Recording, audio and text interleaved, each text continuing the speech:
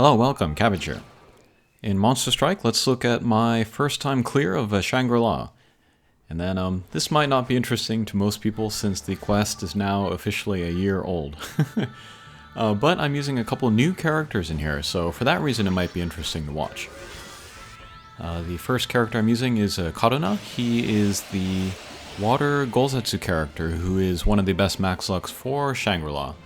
I've been working hard on him. He's at about luck 60 right now. And then, yeah, I look forward to finishing his max luck so I can make the max luck of Shangri-La more quickly. Second up is the newest limited character, Angely Diva. They are from X-Flag Park. And then just like Katana, they are a Pierce with Minesweeper and Null Damage Wall, which are the two main gimmicks that we want to address here. And then third is Putumedia, who I was kind of hoping to get, but I didn't actually pull for actively. I got her off of the Angely Diva Hatcher, but happy to have her. She has Flight instead of Minesweeper, and then she's a Bounce in comparison to the first two. And then fourth, of course, is Moses' Evolution, Pierce with Flight and Null Damage Wall. And then in playing this quest, I thought that this team had pretty good synergy all with together, especially Angely Diva and then Putumedia. So I'm really happy that I have these characters. And then I wasn't able to play this quest actually for almost the first full year that it was out, just because I didn't have any characters good for it. I did try to pull for Moses quite a bit, and I never did. But now that I have these two characters, I can give up on Moses with no regrets. I can ignore the Legends Hatcher altogether, because I think I have everything I want from there. To talk about the bump combos and strike shots,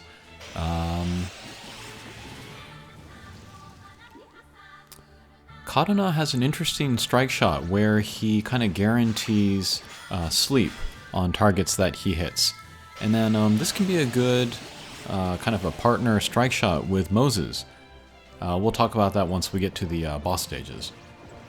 He also has a dunk laser, twin dunk laser, and then some poison, spread poison bump combo. Those aren't going to be too useful in here. Next up is Angely Diva, 12-turn command strike shot, which is nice because there are lots of like pairs of guys that we need to take down in the same turn. And then, oh, it might be a 16-turn strike shot. I don't know, one of the two. And then for bump combo, she has the blast bump combo and the speed up. And yeah, speed up is kind of the name of the game in these Gozetsu quests. You look at Katana, you look at Raodora, you look at Abuduba, you want speed up in all of those quests, so. And then Putumedia, she has an interesting combination of bump combos. It's the attack up like area, attack up field, and then she gives you defense up as you hit her. So kind of a support character that works well in high-level quests where bump combos aren't going to do a ton of damage anyway, so yeah, she's cool. And then a delay strike shot, which kind of works similarly but different than Katana's sleep strike shot. But yeah, very nice to have. And then Moses, he has a Slayer, I believe. And then his bump combo is the Chain Lightning, which is one of the few bump combos that does nice damage in here. And then the Strike Shot, he reveals all of a boss's weak points, and then also gets like a speed and power up, I think. Like the Mickey limited character that we had lately.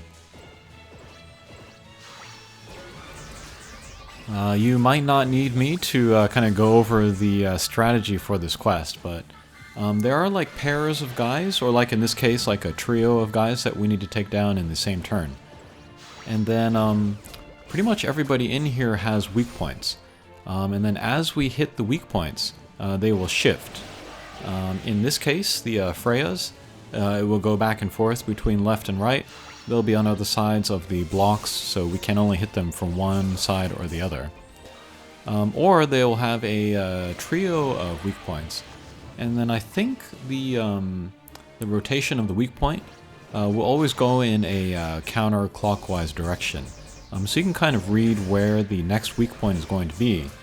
And then, yeah, kind of aim your shot so that you hit 2 or 3 of those in one shot. And then that's easier to do with Pierce characters than it is for bounce characters, I would say. Although, there are a number of characters in here that are null Pierce guys. So they will stop your Pierce characters. But that doesn't mean that you should not use Pierce characters in here.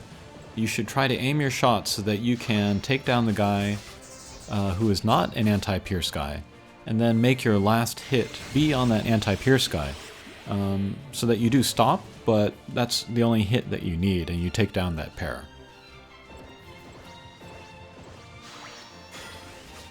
Okay, here's Battle 4. We can do one of two things. We can go after the Shangri-La up top, or we can go after the 2 Hathors at the bottom.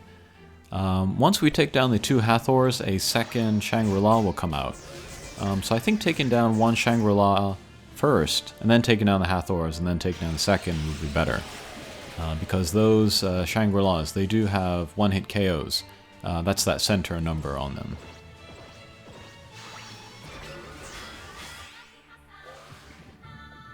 Okay, so there we're seeing the Pierce characters going through the Hathors, who are anti-Pierce guys. But yeah, it's enough that we can still, take them down. And then there are some pairs of guys who revive each other, and then some don't. I think the Hathors never revive each other, so you can just focus on taking down one at a time. And then here we've taken down one, or we've taken down both, so the second Shangri-La will come out. And then we have to take her down within the 4 turns. But yeah, we had a pretty good line with our Pierce character there, so we were able to hit the weak point a few times. Here, the Gremlins, they are a pair, so we want to take them down in the same turn. We'll see if we can do that with my one bounce character here. Not quite, yeah. But as we can see with Moses, he can just be a Pierce and then go straight up and down, almost. And then pretty easily hit those weak points over and over. And then he'll get the speed up as well from Angely Diva, so yeah, no problem. Okay, and then the Freyas come out again, sitting on the blocks. If we have a Pierce character, kind of like where Moses is, we can actually do an up and down shot and then hit all those weak points, rather than kind of bouncing our way up horizontally.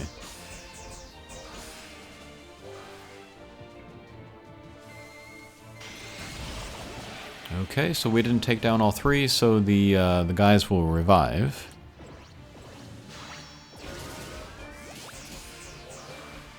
With Angely Diva, let's try to do that kind of zigzag up.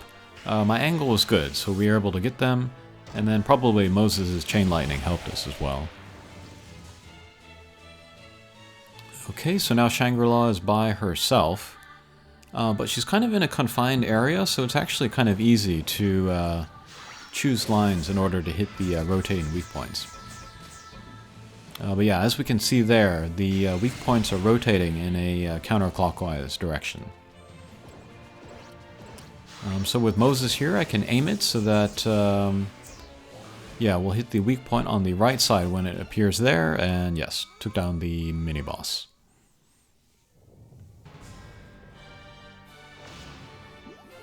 Okay, so boss sequence.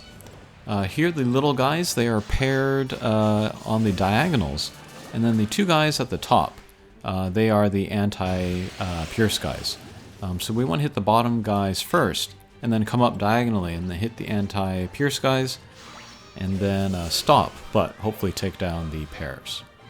Okay, great. And then on all of my characters, I tried to give them as many kin strength able berries as possible to raise my chances of one-punching the little guys. Okay, but we took down the little guys there. Boss moves to the center. And then again, we want to hit the weak points that are coming at us, that are going around the boss in a counterclockwise way. So yeah, choosing an angle there. And then since Noah has the Slayer, yeah, fewer hits for him to take down the boss.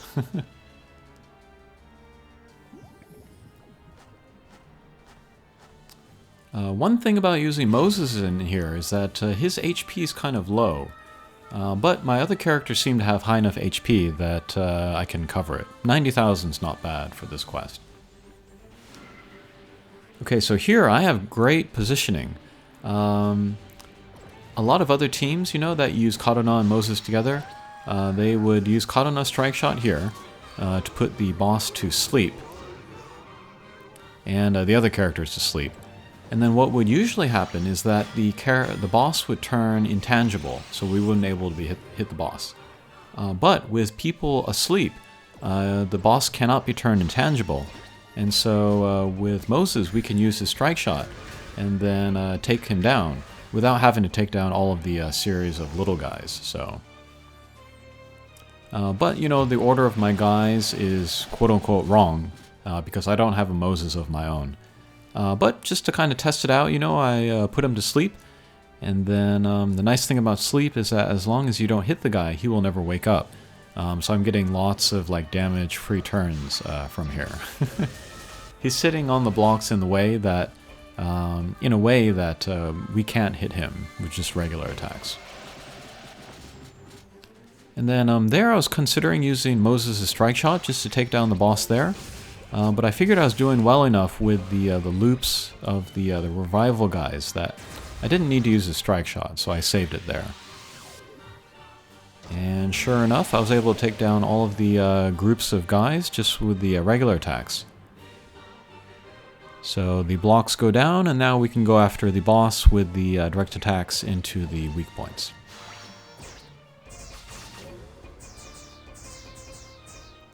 Okay. Oh, and I forgot to say that Angely Diva has the Gozetsu Slayer, so that's why she has that effect when attacking Shangri-La. Okay, again, a little difficult to get at the weak points with the bounce character, but yeah, we were able to hit a couple times, do some good damage. And then it might be tempting to play this quest with all Pierce characters since they seem to do so well in here, which is true. But in certain cases, the bounce character is going to be better. Especially, I think, taking down the Hathors. Because bounce characters lose less speed as they move around, and so it's easier to take them down, I would say. Okay, so pretty smooth battle 7, and then we'll move to the last stage. Okay, so already we're seeing lots of little guys. So we have two kind of groups of guys to take down before we can progress to the next part of the stage. And then here, let's use Angely Diva's command strike shot. I'll try to hit as many of my teammates as possible. Yeah, it looks like just one, so that wasn't enough to take down any of the groups.